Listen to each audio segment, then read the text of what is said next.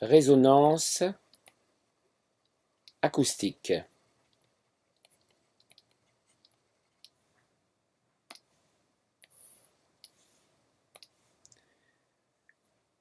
Avant tout, commençons par définir un instrument largement utilisé en physique, mais aussi bien entendu en musique, pour chercher la bonne note, en l'occurrence le La, eh bien c'est le diapason. Le diapason est un instrument en acier dont la forme est la fourche et que l'on dépose régulièrement sur un support en bois. Voici à peu près un dessin qui le représente. Le support en bois est souvent une caisse de résonance de petite taille, à peu près 20 cm de long, avec une ouverture de ce côté. Nous allons tout de suite mettre ce diapason très près d'un statif sur lequel nous avons déposé, attaché plus exactement, une petite ficelle avec une petite masse. Cela constitue évidemment une sorte de pendule.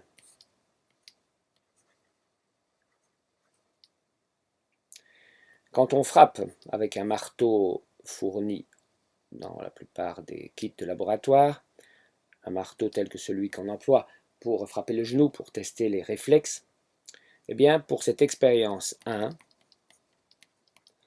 on s'aperçoit qu'une fois qu'on a frappé le diapason, il commence à osciller, on ne le voit pas à l'œil nu évidemment, mais par contre, ce petit pendule qu'on vient approcher du diapason, on le met contre et on voit tout à coup que le pendule commence à osciller un peu dans tous les sens, ce qui prouve bien que même si ce n'est pas visible à l'œil nu, le diapason est en train de vibrer.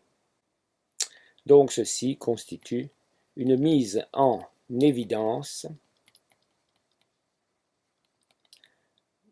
de la vibration du diapason. Passons à une deuxième expérience.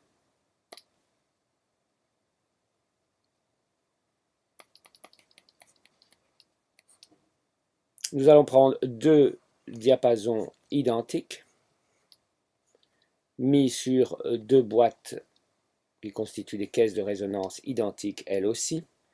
Ce diapason est un diapason de 440 Hz, c'est en général indiqué sur le diapason. Et ce 440 Hz correspond au La de la musique.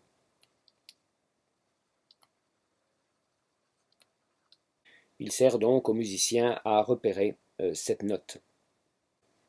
Entre les deux, nous avons un couplage, et c'est tout simplement l'air qui servira ici de couplage pour cette résonance acoustique que nous allons provoquer. Alors celui-ci sera l'excitateur, c'est-à-dire que c'est lui qu'on va frapper avec un marteau, et celui-ci sera le résonateur,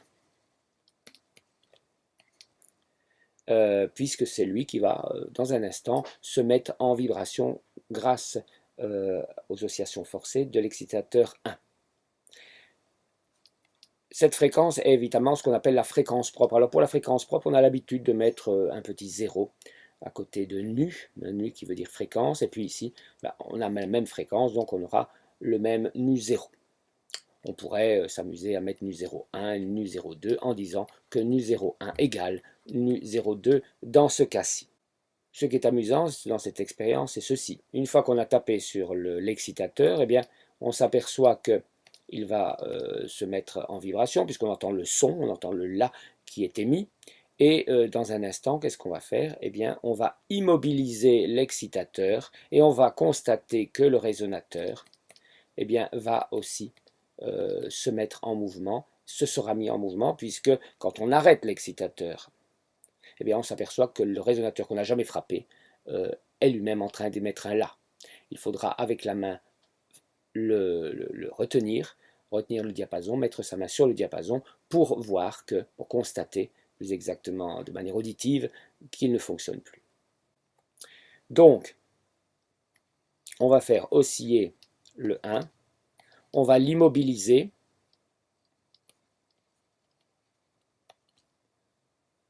et on va constater qu'il y a un son sur le 2. Il faut bien reconnaître que cette expérience est quelque peu magique. Enfin, prenons l'expérience 3. On va mettre tout simplement un petit objet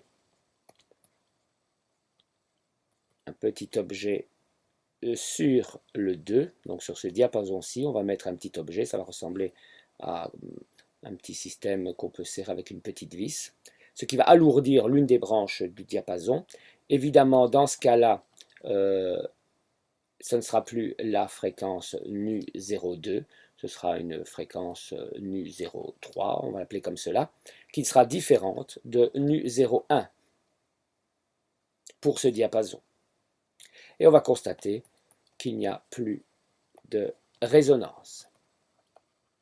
Le phénomène ne marche plus, on frappe ce diapason, il émet un son dans l'air, et bien sûr via sa caisse de résonance, et puis on s'aperçoit que finalement le diapason 2 ne se met pas en oscillation, puisque quand on immobilise le 1, le 2 n'émet aucun son.